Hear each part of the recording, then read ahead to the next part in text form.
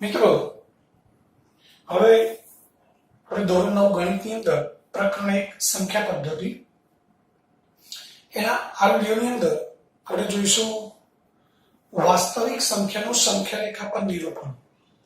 મિત્રો પ્રાથમિક શાળાની અંદર તમે પૂર્ણાંક સંખ્યાઓ ધન ઋણ સંખ્યાઓ એને સંખ્યા રેખા પર નિરૂપણ કરતા શીખી ગયા। 8મા ધોરણની અંદર સમમેય સંખ્યા અપૂર્ણાંક સંખ્યાઓ 2 પંચમાંશ 7 તૃતીયાંશ 2 પૂર્ણાંક 1 ચતુર્થાંશ આવી સંખ્યાઓ છે એનું સંખ્યા રેખા પર નિરૂપણ કરતા શીખી ગયા છો। હવે આ બધી સમમેય સંખ્યાઓની વાત થઈ। હવે આપણે 9મા ધોરણની અંદર અસમમેય સંખ્યા જેમ કે આપણે આગળ જોઈ ગયા આગળના વિડિયોમાં વર્ગમૂળ 2 અસમમેય સંખ્યા છે। તો અસમમેય સંખ્યા છે એનું આપણે સંખ્યા રેખા પર નિરૂપણ કરવું છે। તો એના માટે સૌથી પહેલા આપણે એક સંખ્યા રેખા દોરીશું।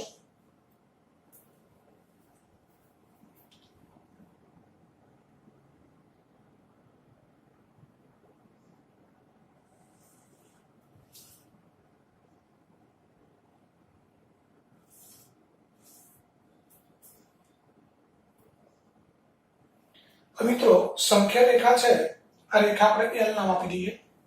તો સંખ્યા રેખા આપણે ભણીને આવ્યા છીએ કે એમાં વચ્ચે શૂન્ય હોય, ડાબી બાજુ ઋણ સંખ્યા હોય, જમણી બાજુ ધન સંખ્યા હોય।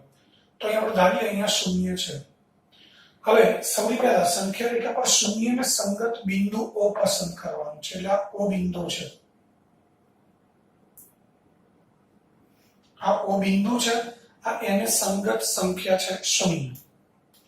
હવે ત્યારબાદ યોગ્ય એકમ પસંદ કરી એટલે એક એકમ બરાબર તમારી પાસે જે પ્લાસ્ટિકની સ્કેલ હોય છે ફૂટપટ્ટી, તો એમાં બે બાજુ અલગ અલગ માપ હોય છે।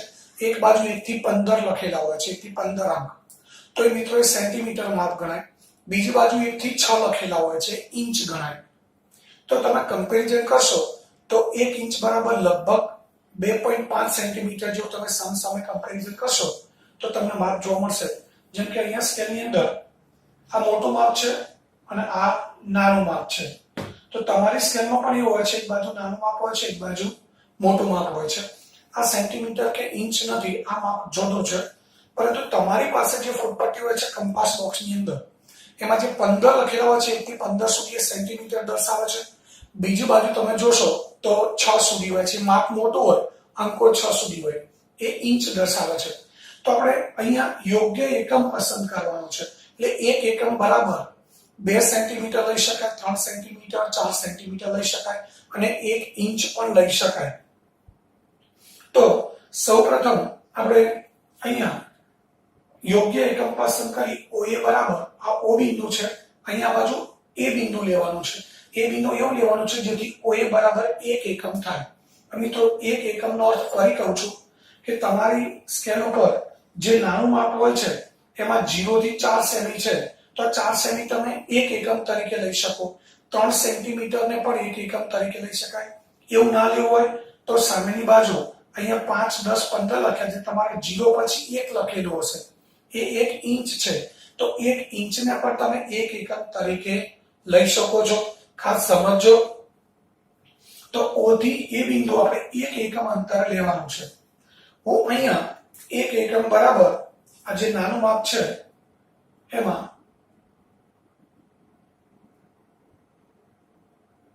1 એકમ બરાબર 10 લઈ લઉં છું। આ 10 છે, શૂન્ય છે, આ શૂન્ય લખેલો છે, એને શૂન્ય ઉપર મૂકવાનું અને અહીંયા 10 છે, અહીંયા હું બિંદુ A લઈ લઉં છું। આ બિંદુ છે A। હવે મિત્રો આ માપ આપણે 1 એકમ લીધું છે। તમે સેન્ટીમીટર ગમે તેટલા લો છો, સેન્ટીમીટર આપણે નથી લખવાના। 4 સેન્ટીમીટર લીધા છે તો 4 સેન્ટીમીટર એટલે 1 એકમ જ ગણવાનું છે। તમે O થી 3 સેન્ટીમીટર પણ લઈ શકો, તો 3 સેન્ટીમીટર આપણે 1 એકમ ગણવાનું છે। તો આ O થી A બિંદુ 1 એકમ અંતરે છે અને આપણને ખબર છે કે સંખ્યા રેખા પર શૂન્યની જમણી બાજુએ 1 એકમ અંતરે કઈ સંખ્યા હોય તો 1 હોય। એટલે મિત્રો આ 1 અને આ 1 શું સૂચવે છે ખાસ સમજવાનું છે। તો આ 1 છે એ A બિંદુને સંગત સંખ્યા છે। સંખ્યા રેખા ઉપર જે આપણે A બિંદુ લીધું છે ત્યાં સંખ્યા 1 છે અને આ 1 છે O અને A વચ્ચેનું માપ 1 એકમ છે. સમજાઈ ગયું? ઓકે. હવે આગળ યોગ્ય એકમ પસંદ કરી OA બરાબર 1 એકમ થાય તેવો બિંદુ એ સંખ્યા રેખા પર લો. હવે ત્યારબાદ એ જ રીતે આપણે અહીંયા કાટકોણ ત્રિકોણ OAP રચવાનો છે. O અને A બિંદુ મળી ગયો, P બિંદુ લેવાનું છે. એ પણ કેવી રીતે લેવાનું છે?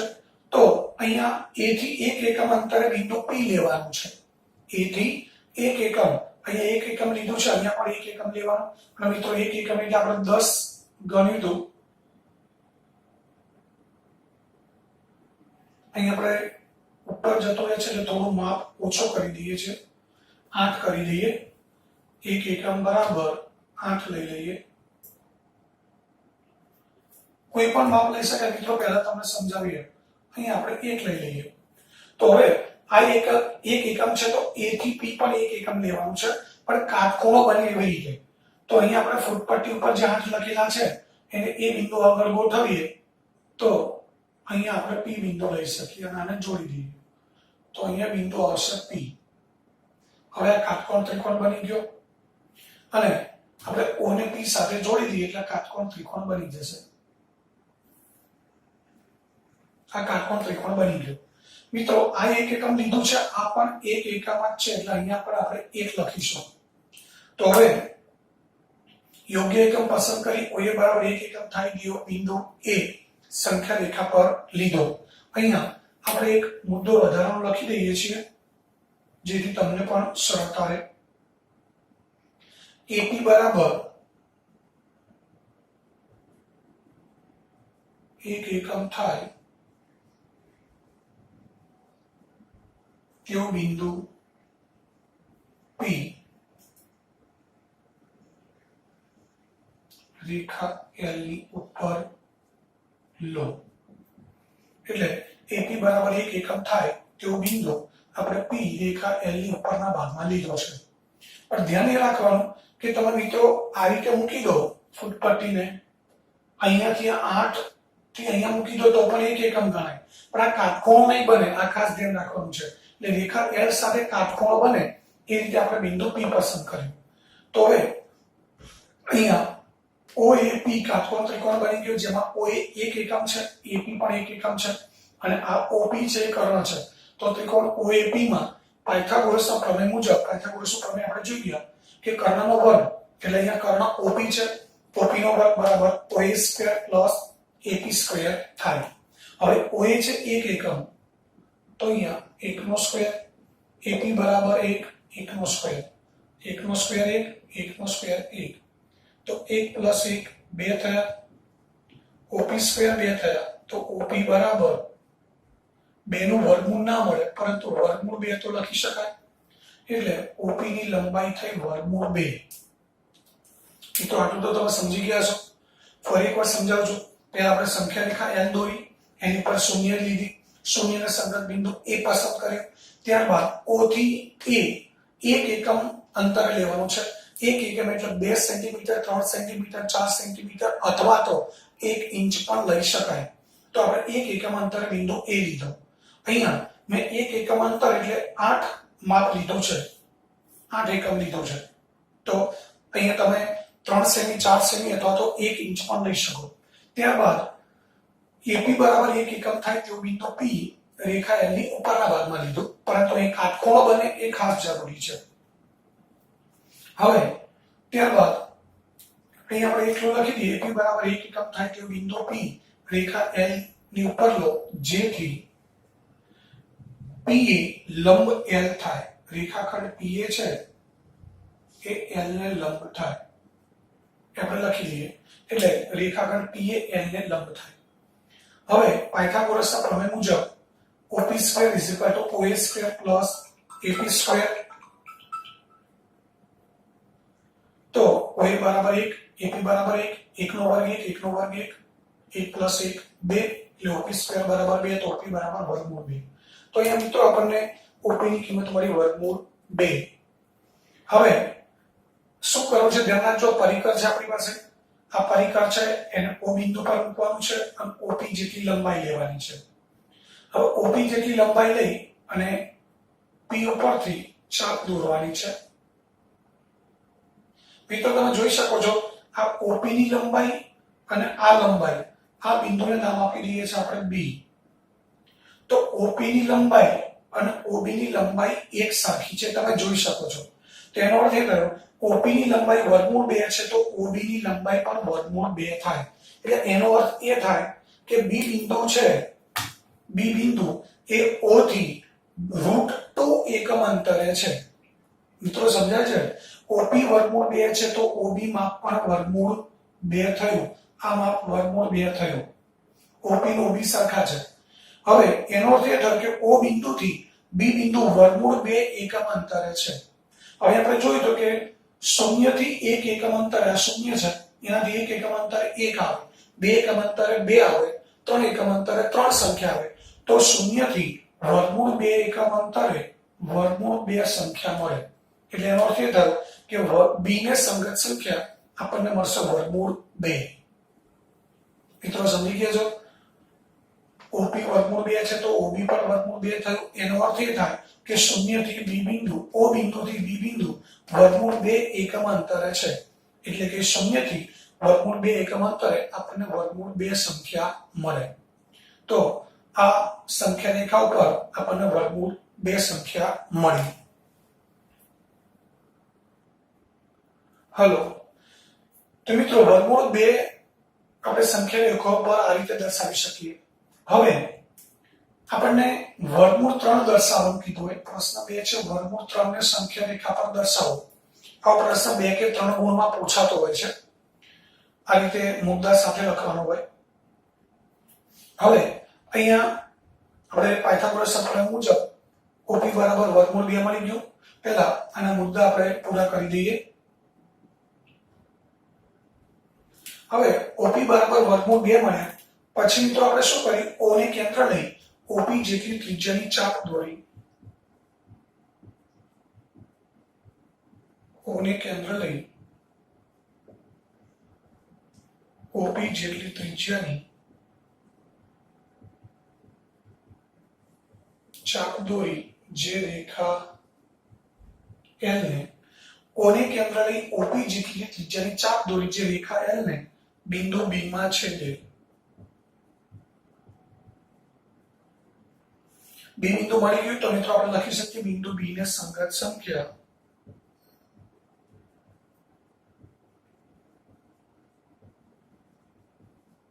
વર્ગમૂળ 2 છે. તો આ રીતે B ને સંગત સંખ્યા આપણને મળી ગઈ વર્ગમૂળ 2. હવે આગળ તમે સમજો છો વર્ગમૂળ 3 આપણે લેવા છે. તો વર્ગમૂળ 3 માટે શું કરીશું એ તમને અહીં મૌખિક સમજાવું છું. તમારે ઘરેથી જાતે કરવાનું છે. વર્ગમૂળ 3 માટે વર્ગમૂળ 2 સુધીની વિધિ આટલી કામ તો કરવું જ પડશે. હવે આપણે વધારાનું એક કામ કરવાનું છે કે જેમાં અહીંયા B બિંદુ છે એ B બિંદુ આગળ મિત્રો સમજો વર્ગમૂળ 2 પછી વર્ગમૂળ 3 મળે, સીધું વર્ગમૂળ 3 મળશે નહીં. તો B બિંદુ આગળ ફરી આપણે 1 એકમ લંબાઈનો રેખાખંડ દોરવાનો છે. B બિંદુ આગળ અને અહીંયા બિંદુ લઈએ Q. આ પણ 1 એકમ લીધો છે આપણે. તો બીજો કાટકોણ ત્રિકોણ બની જશે.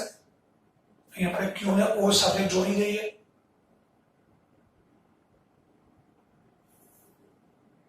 આ Q ને O સાથે જોડી દીધા. તો મિત્રો હવે આપણે ત્રિકોણ OBQ યાદ રાખવાનું છે. ફરી એકવાર સમજી લેજો. હવે અહીં આપણે ત્રિકોણ OBQ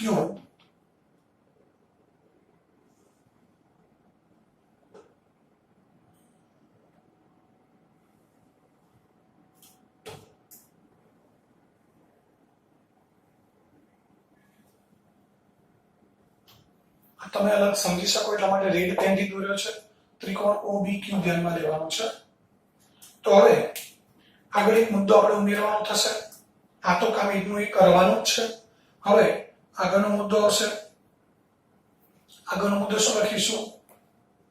BQ બરાબર 1 એકમ થાય તેવું બિંદુ Q. મિત્રો આટલું કામ તો કરવાનું જ છે. આગળ અહીંથી વધારાનું કામ કરવાનું છે. BQ બરાબર 1 એકમ થાય તેવું બિંદુ Q રેખા L ની ઉપર લો.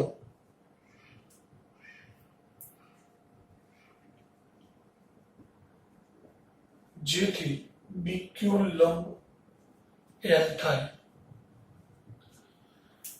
હવે ફરી મિત્રો આપણે કાટકોણ ત્રિકોણ OBQ બની ગયો છે. તો OBQ ની અંદર પાયથાગોરસના પ્રમેયનો ઉપયોગ કરવાનો છે. તો હવે અહીંયા જગ્યા નથી એટલે હું આ ગણતરી છે અહીંયા પૂછી નાખું છું.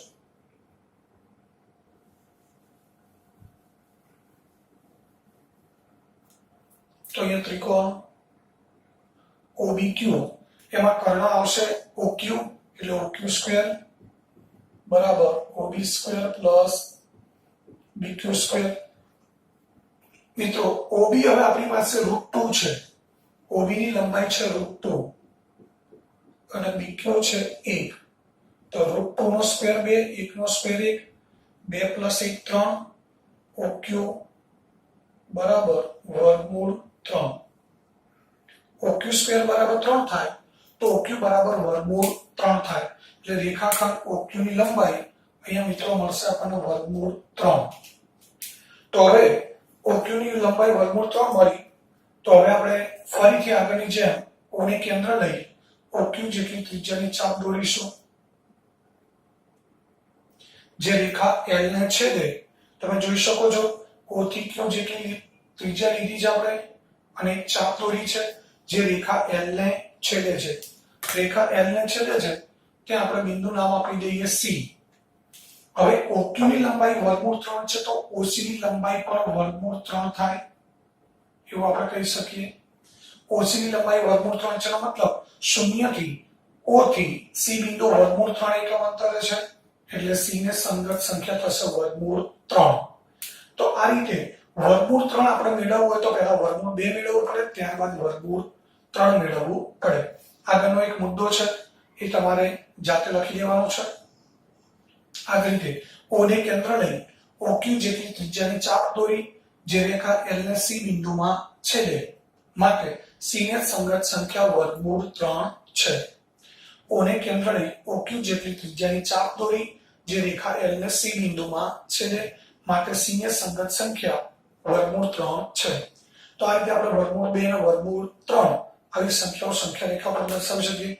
મિત્રો આ સિવાય પણ બીજી ઘણી બધી સંખ્યાઓ છે જેને આપણે સંખ્યા રેખા ઉપર દર્શાવવાની હોય છે. તો આ રીતે મુદ્દાસર ઘણી વખત બે ગુણમાં પૂછાય. મિત્રો આવું માત્ર એવું પૂછાય કે વર્ગમૂળ 2 કે વર્ગમૂળ 3 ને સંખ્યા રેખા ઉપર દર્શાવો. બે ગુણમાં પૂછાય તો માત્ર આકૃતિ દોરવાની અને ગણતરી કરવાની હોય છે. આ મુદ્દા લખવાની જરૂર પડતી નથી. અને 3 ગુણમાં પૂછાય તો આ રચના પણ દોરવાની છે અને મુદ્દા પણ લખવાના હોય છે.